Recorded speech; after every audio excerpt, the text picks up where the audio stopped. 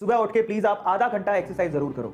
Pushups, pullups, लड़कों के लिए बोल रहा हूँ, लड़कियों के लिए आप थोड़ा चल सकते हो, ठीक है। ऐसे कोई बाउंडेशन नहीं है, लड़कियां लड़कों से कम नहीं है, चाहे तो लड़कियां भी पुशअप पुलअप कर सकती है, बड़ी बात नहीं है। लोग बात करेंगे ये कैसे पॉसिबल है कि एक इंसान पाई की 60,000 तक पॉइंट के बाद 60,000 वैल्यू तक याद रख लेता है नंबर्स को, कैसे पॉसिबल है? साइंटिफिकली प्रूवन है।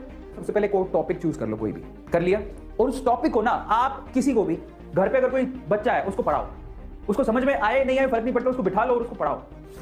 अब वो क्या कहता है, अब जब आप उसको पढ़ा रहे थे तो आप कहां कहां अटके वो देखो। भाई कोई चीज पढ़ा रहे होते हो तो आप देखो क्या अटके कहां। अब खुद को तो समझ में आ जाता है, इंसान खुद से तो नहीं झूठ बोल सकता, समझ में आ गया? तो खुद को समझ में आ जाएगा कि आपने मिस्टेक्स कहां करी। उन मिस्टेक्स को आइडेंटिफाई करो और उन मिस्टेक्स को फिर से रिव्यू करो। रिव्यू का मतलब आप किसी टॉपिक को पढ़ाते टाइम कहां पे अटके, आइडेंटिफाई करने के बाद क्यों अटके, कारण क्या था, क्या तुम्हें उस कॉन्सेप्ट पे क्लैरिटी नहीं थी तो टॉपिक को खोल के देखो, कॉपी को खोल के देखो जाके, या फिर जिस टीचर ने पढ़ाया था उसने कैसे पढ़ाया था उसको चेक करो। रिव्यू करने के बाद फिर से उस टॉपिक को उस बच्चे को पढ़ाओ, क्या सिराने को पढ़ाओ।